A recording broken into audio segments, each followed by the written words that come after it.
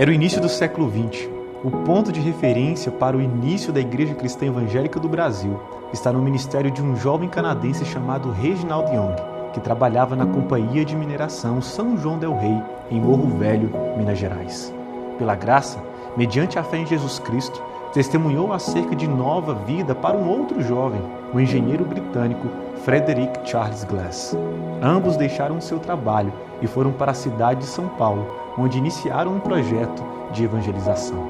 Young, consagrado homem de Deus, foi o responsável pelo começo do trabalho em São Paulo, que originou a Igreja Cristã Paulistana, a primeira igreja da ICEB, fundada em 25 de agosto de 1901.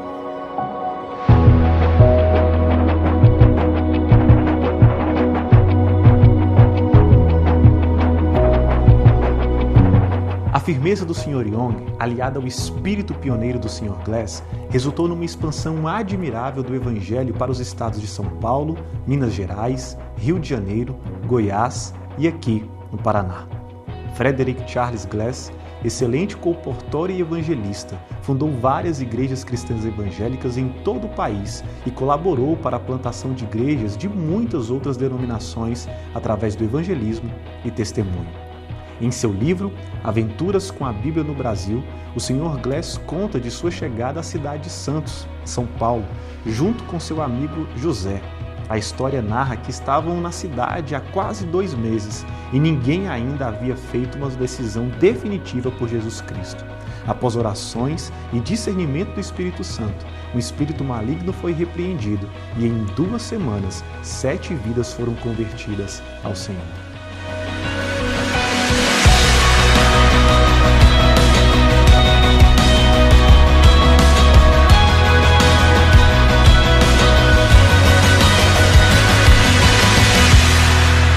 Um desses convertidos era Samuel Antônio Pires de Melo, que veio a se tornar um proeminente pastor, verdadeiro homem de Deus. O Sr. Melo liquidou a casa de penhores que possuía, dirigindo-se ao sul do país. Seu único propósito em uma viagem missionária era pregar ousadamente o Evangelho, como o próprio Frederick Charles Glass fazia. Chegou a Paranaguá no dia 7 de setembro de 1902, dando logo início às suas atividades. Em cerca de 2 meses de trabalho, mais de 100 pessoas fizeram sua profissão de fé em Jesus Cristo. Quase todos estes eram jovens que haviam abandonado a bebida, diversos vícios e uma vida impura e pecaminosa para seguirem o Senhor. 70 deles foram batizados pelo Sr. Glass algumas semanas depois.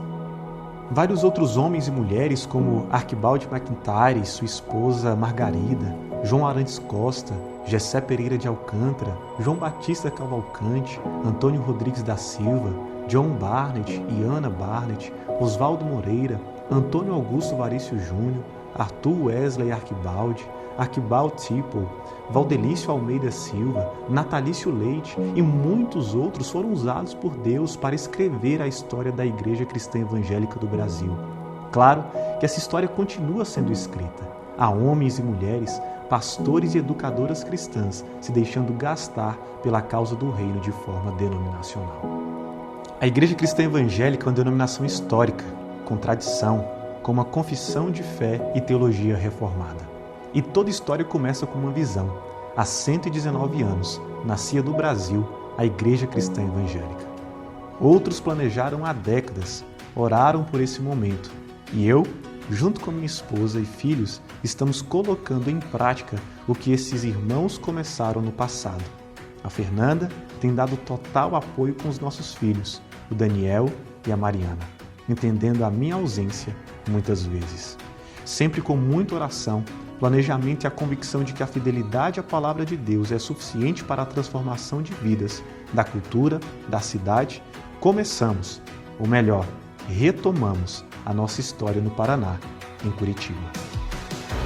Deus já está reunindo as pessoas aqui conosco, curitibanos de nascimento, adotados.